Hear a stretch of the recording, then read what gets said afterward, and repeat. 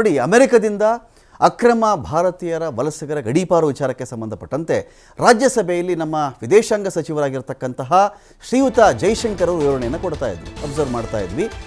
ಗಡೀಪಾರೇನು ಹೊಸ್ತಲ್ಲ? ಹೌದು, ಹೊಸ್ತಲ್ಲ ಸ್ವಾಮಿ. ಹೌದು, 2009ರಿಂದನೂ ಆಗ್ತಾ ಇದೆ. ಏನೇ ಹೇಳಿ ನೀವು, ಮೊದಲು ಹಿಂಗೆ ಆಗ್ತಾ ಇತ್ತು ಎನ್ನುವಲ್ಲಿಗೆ ನಮ್ಮ ಕಥೆ ಮುಗೀತು ಅಂತ. ಮೊದಲು ನಡೀತಾ ಇತ್ತು, ಇವಾಗ ನಡೆದಿದೆ, ಇದರಲ್ಲಿ ಏನು ವಿಶೇಷ ಇಲ್ಲ. ಮೊದಲು 4 ಸರಪಳಿ ಆಗ್ತಾಯಿದ್ರು, 2 ಸರಪಳಿ ಹಾಕೊಂಡು ಕರ್ಕೊಂಡ್ಬಂದಿದ್ದಾರೆ ಅಂದರೆ ಎಷ್ಟು ಹಾಸ್ಯಾಸ್ಪದವೋ ಅದೇ ಥರ ಅಂತ ಅನ್ನಿಸ್ತು. 2009ರಿಂದನೂ ಕೂಡ ನಡೀತಾ ಇದೆ. ಗಡೀಪಾರು ಸಮಯದಲ್ಲಿ ನಾಗರಿಕರ ಮೇಲೆ ಯಾವುದೇ ಕೆಟ್ಟ ವರ್ತನೆ ಕಂಡು ಬಂದಿಲ್ಲ.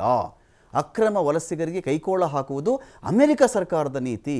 ಇದು ಕೊಲಂಬಿಯಾಗೂ ನೀತಿ ಇತ್ತಲ್ವೇನ್ರಿ ಮಿಸ್ಟರ್ ಜೈಶಂಕರ್? ಕೇಳಿಸ್ತಿದ್ಯೇನ್ರಿ ಜೈಶಂಕರ್? ಈ ನೀತಿ ಕೊಲಂಬಿಯಾ ದೇಶಕ್ಕೂ ಅದೇ ಹೇಳಬೇಕಾಗಿತ್ತಲ್ಲ. ಕೊಲಂಬಿಯಾದವರು ಕೂಡ ನಿಮ್ಮ ನೀತಿ ಇದೆಯಪ್ಪ, ಕೈಕೋಳ ಹಾಕಬೇಕು, ಕಾಲಿಗೆ ಸರಪಳಿ ಹಾಕಬೇಕು ಅಂತ, ನೀನು ಹಂಗೆ ತಂದು ಬಿಟ್ಬಿಡಪ್ಪ ಅಂತ ಅವರು ಹೇಳಬೇಕಿತ್ತಲ್ಲ. ಈ ನೀತಿ ಬರೀ ನಮ್ಮ ಇಂಡಿಯನ್ಸಿಗೆ ಮಾತ್ರನಾ?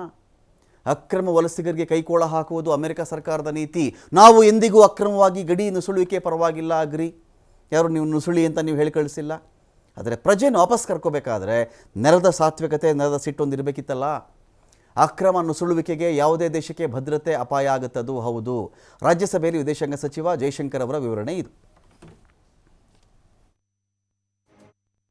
I rise to apprise the House of certain developments pertaining to deportation of Indians from the USA.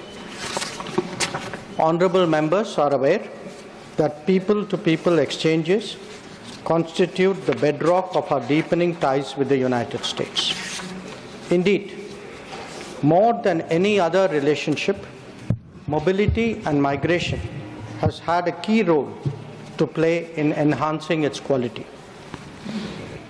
Sir, the House would also share the view of the government that it is in our collective interest to encourage legal mobility and discourage illegal movement.